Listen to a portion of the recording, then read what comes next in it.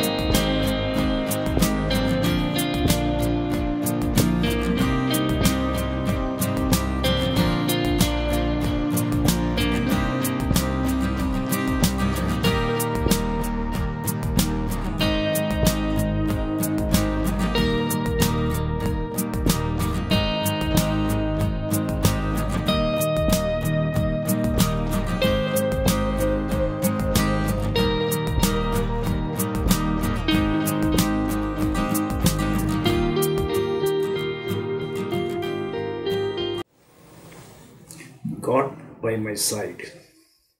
Hero's hero. The great Telugu poet and devotee Ramadasu ecstatically sang, Taraka mantramu korina dorikenu dhanyudanaitini oranu. The Taraka Rama chant was bestowed upon me as I wished, praising the benevolence of Lord Rama. Perhaps I was also bestowed with such a boon so that I could redeem my indebtedness to the Telugu clan and my motherland. Nandamuri Taraka Rama Rao, popularly known as NTR, is a household name in every Telugu family. Both as a film hero and later as a chief minister of the combined state of Andhra Pradesh, he was very popular.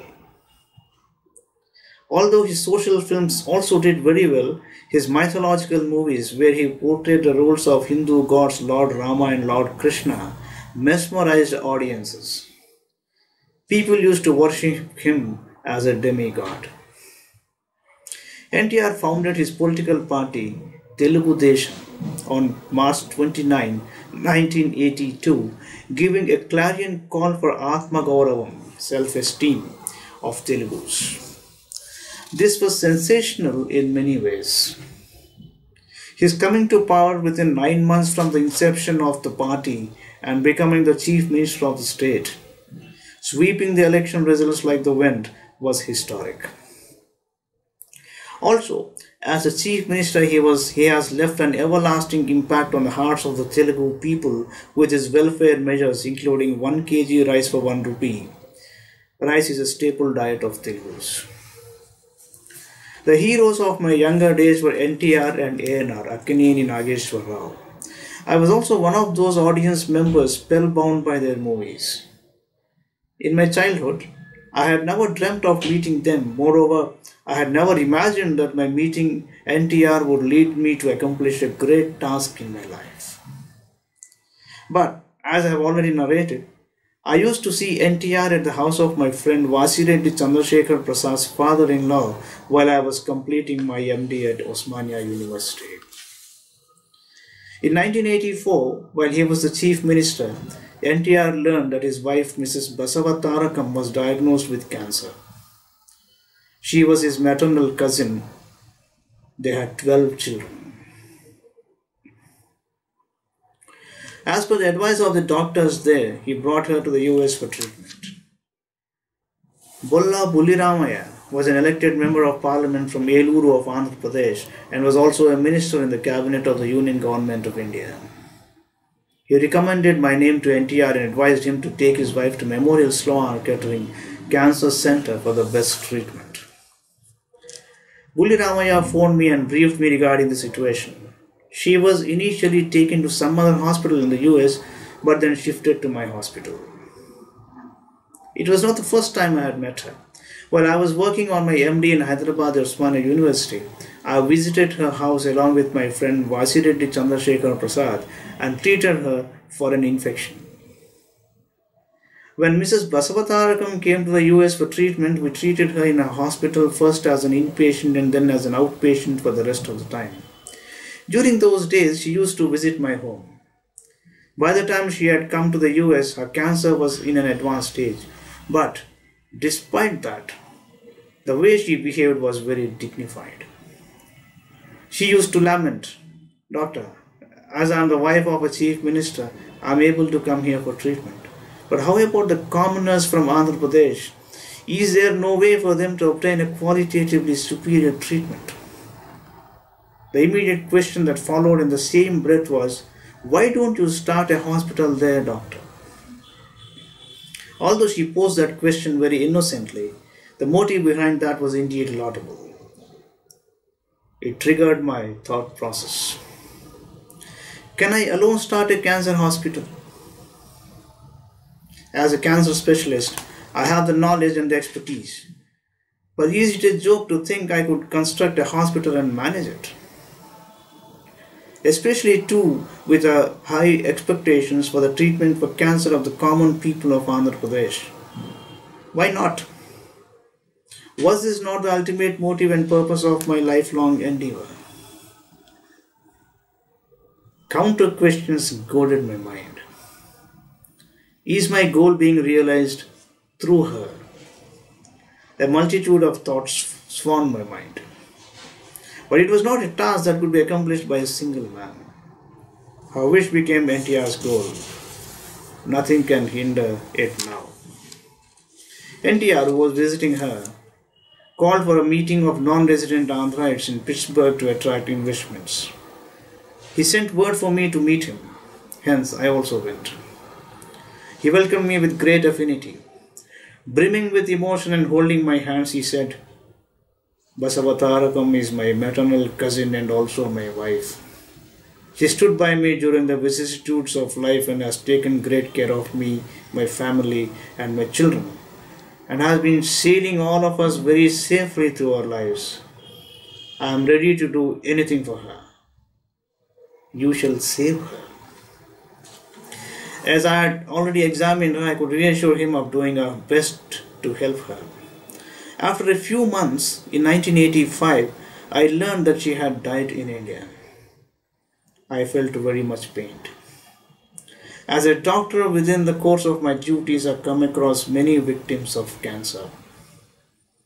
If the patient responds well to the treatment, gets cured and returns home, I feel good.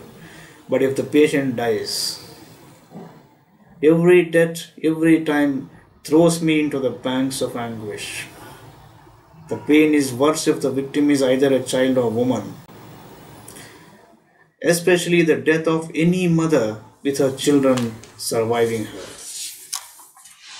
When Mrs. Basavatarakam died of cancer, she had children of different ages. Most of them were very young. That really bothered me a lot. Above all, in spite of her suffering from cancer herself, the way she thought of the commoners amazed me and inspired me to seriously think about her idea.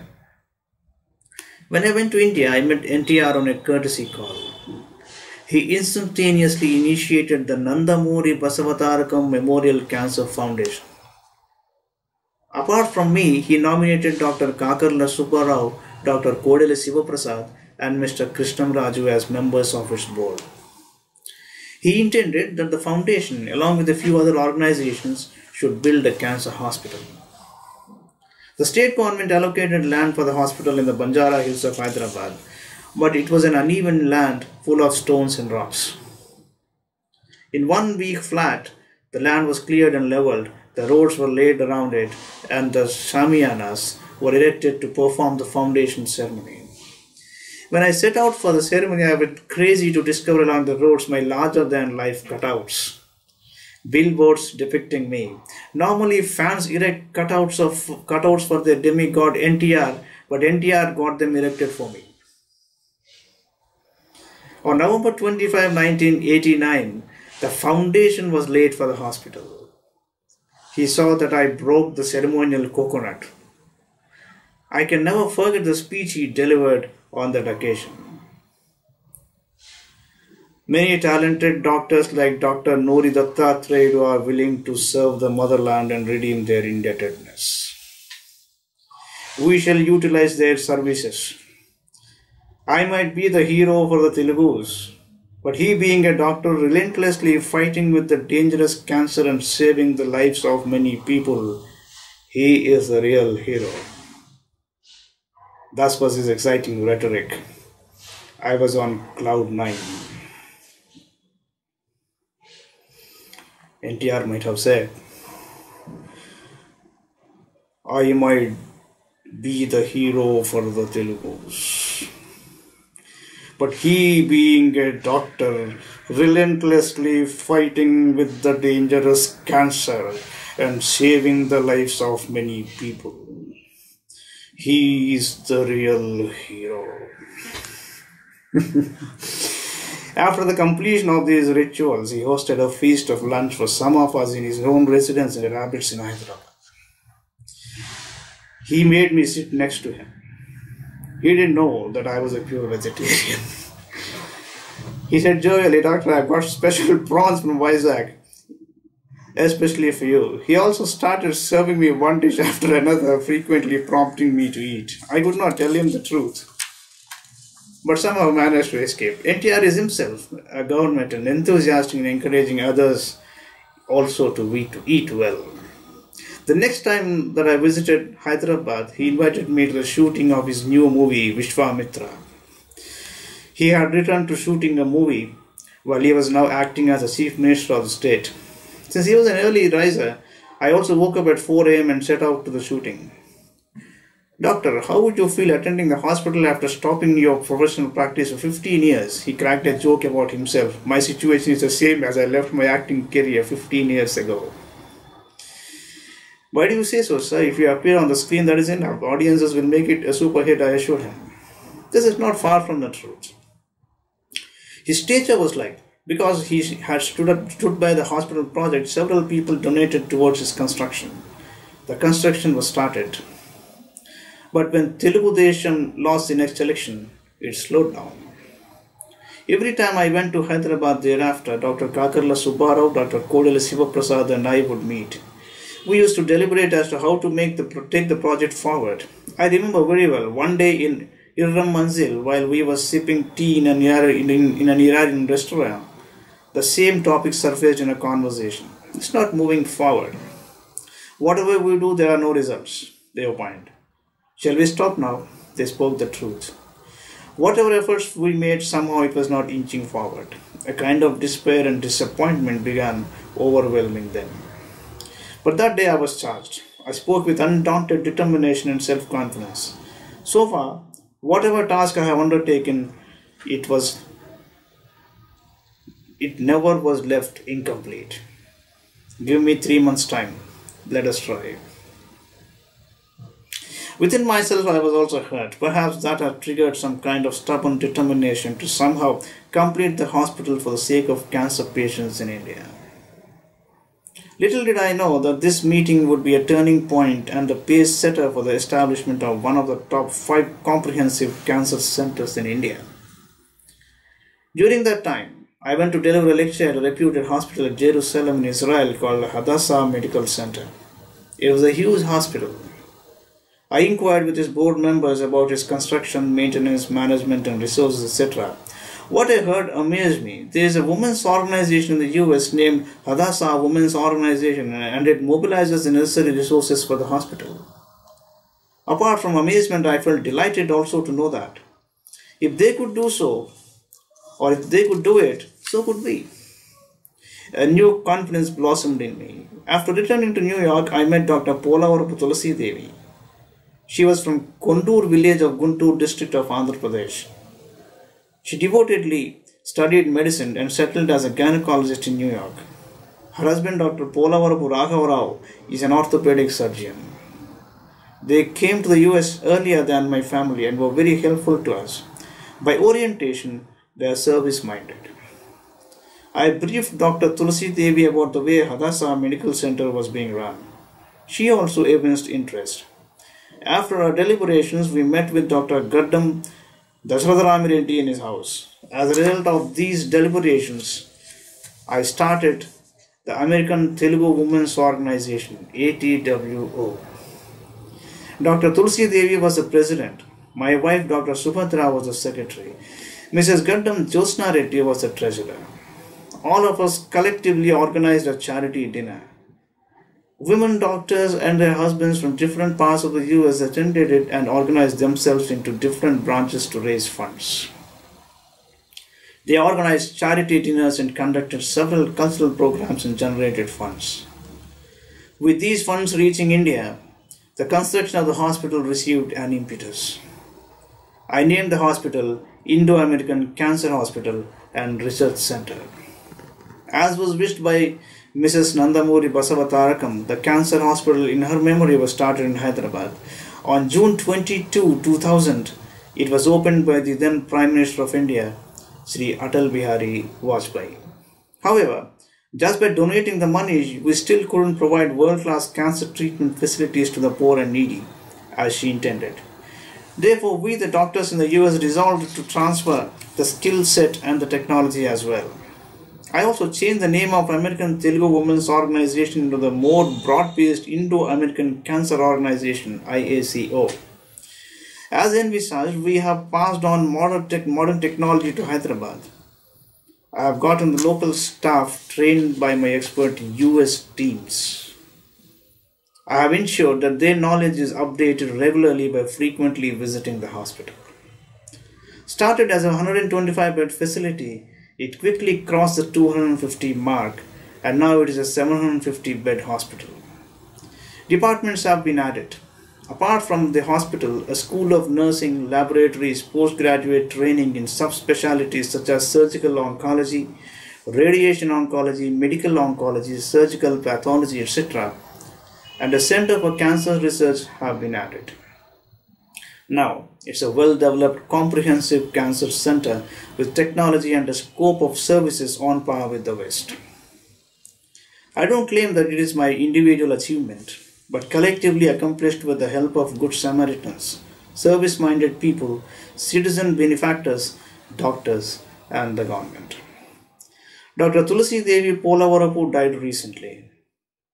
It's a great loss to us, but her inspiration continues to be embodied in every non-resident Indian doctor. Like dedicated soldiers, all of us have been endeavoring 24/7 to provide all the resources in Hyderabad on par with those of the US. With so much of a collective effort, world-class cancer care has become accessible and affordable to the ordinary people of the country. Within a short time, the Indo-American Cancer Hospital and Research Center has become one of the 5 top-ranking cancer hospitals of India and has earned international reputation too. I'm immensely happy I had a role in building such a hospital complex with advanced facilities for cancer treatment, education and training, and research. I had witnessed perhaps the most pathetic situations in cancer care at the beginning of my medical career. For cancer care to rise from such an nadir to reach the current level and to have been a stepping stone for such accomplishment makes me happy. Others joining me and lending their support enhances the emotion. If I have to consider my lifetime achievements, I wholeheartedly claim that this is one of my top accomplishments.